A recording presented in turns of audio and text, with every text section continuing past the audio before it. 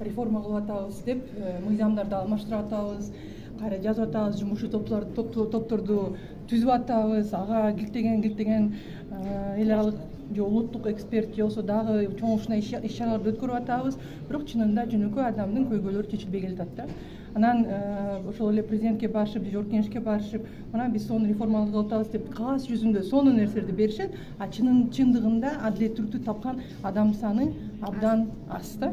Ошондуктан мисалы бизге жылына эсеңер эң эле көп арыздар ошол сот процесстерине, укук коргоо органдарынын ишмердүүлүгүнө түшөт да. Бирок жылыштар жок. Мына азыр эле айтып кеттим, баардыгыбызга белгилүү, элдин баарына акыркы сот реформасынын алкагында мисалы жарандык иштер боюнча үйрөн укугу бузулса сөзсүз түрдө алдын ала төлөм кылыш керек, госпошлина, мамлекеттик төлөмдөрдү кириш керек. Бирок ошондой жөнөкөй мына пенсионер, менин деле апам 2400 сом пенсия алат.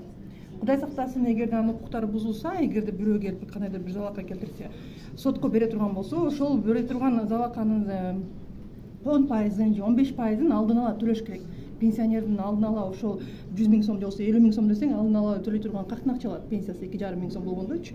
Ошентип сот системасы реформа кылганда сотторду өздөрү катышып кылышкандагы укук коргоо органдарына азыр карасаңар, мына башкы прокуратура жана башка укук коргоо органдары чогулуп алып, укук коргоо системасын өзгөртүп атабыз дейт, реформалап атабыз, мыйзам өзгөртөбүз дейт. Кайра өзлөрү. Ошондо прокуратура, милиция, сот болобу, алар мыйзам жазганда өздөрүнүн жүгүн жеңилдетип жазышат дагы, элдин жүгү тескерисинче оорлой берет.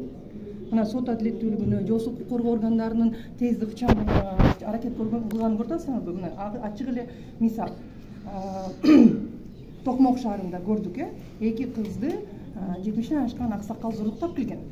Эмнегедир ошол балдар менен иштеген кызматкер, милиция кызматкери көргөн эмес, участковый көргөн эмес, мисалы милиция катары. Ошол эле сот кызматкерлердин ишмердүүлүгүнө прокуратура көзөмөл жүргүзгөн эмес. Кичинекей кыз боюнда болуп, мына өткөн ай төрөдү. 12 жаштагы кыз төрөдү. Эстеңер, 70-тен ашкан аксакалдар. Камакка алуу, алдын ала иш кылуу, кыздардын укуктарын коргоо, иш жок.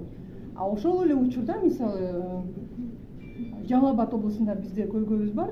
Милиция кызматкерлери бир баланы салып, күнөөнү мойнуна алдырганга аракет кылышкан. Иши сотко жеткен, бирок сот болбой атат. Ошол 3-4 милиция кызматкер дагы деле эркиндикте, эң жаманы дагы деле милиция кызматында. Эмнеге? Адилеттүүлүк кайда? Мына Чыркырап апасы Акыркачы институтуна жылына келет. Жаңы Абадтан бери акчасын коротуп келет. Кана биздин ошол сот адилеттүүлүгү. Ошол үчүн мен ойлойм, мыйзамдарды алмаштыргандан, оштургандан жыйынтык көп чыкпайт, мыйзамдардын колдонулушу бирдей болуш керек.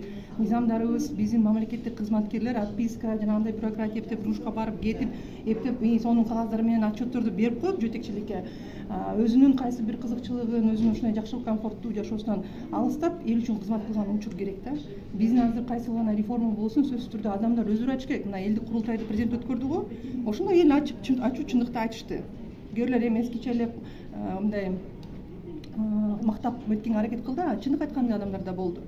Ошол чындыктын аркасы менен биздин жетекчилер чечим кабыл алыш керек дагы, сот реформасын, укук коргоо системасынын реформасын чечкиндүү кадамдарга баш керек. Ошондо бирок эң башкы максат, эң башкы талап адам. Биздин жөнөкөй жарандарыбыздын укуктары, кызыкчылыктары. Сот системасы чындап иштеп атабы? Прокуратура иштеп атабы? Милиция иштеп атабы? Ошондо андай мындай биздин кылган иш-аракетти өзгөртмөйүнчө эл чынында өзүн мамлекет коргоп калат деген түшүнүк пайда болмоюнча элде реформа деп айтыштын кажети жок да. Элдин ишеними мына жылына кылышат, элдин ишеними сотторго дагы, прокуратурага дагы, милицияга дагы чоң эмес. Жогорлаган жок милицияга, же болбосо ушул укук коргоо системасына ишеним. Анан алардын ишеними жогорлагандан кийин анда иштин жүрбөгөнү ачык эле атын көрүнүп турат да. Негизгиси мына ушундай реформаны жүргүзүүдөн мурун практика кылыш керек. Анан жана да айтып кеттиңиз, адамдар өзүнүн укуктарын дагы жакшы билиш керек депчи.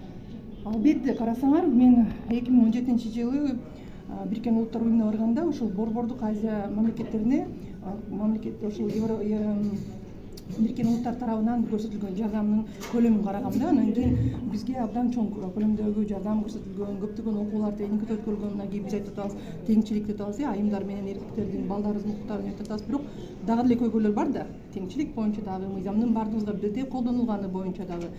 Анан окутуу тренинг дегенде биз окутуп чыгат, унутуп коет. Эң жаман ошол болуп атпайбы? Биз күнүнкү мынакей биздин баскан турганыбыз менен ошол эле биздин президент, Жогорку Кеңештин депутаттары, министрлер, Жогорку Кеңештин жыйынында болобу, министрлер кабинетинин жыйынында болобу, өзүнүн баскан турганы менен, өзүнүн үлгүсү менен, мугалимдер, мектеп директорлору, биздин негизи эле баардыгыбыз ошол мыйзамды сыйлаган, мыйзамды билген адам катары мындай иш аракет кылмайынча миңдеген окутуу жүргүзөлү, бул теориялык кала берет дагы иш чындыгында андай эмес болуп калат. Ошондуктан албетте элдин билим деңгээлин, укуктук билимдерин жогорулатыш керек.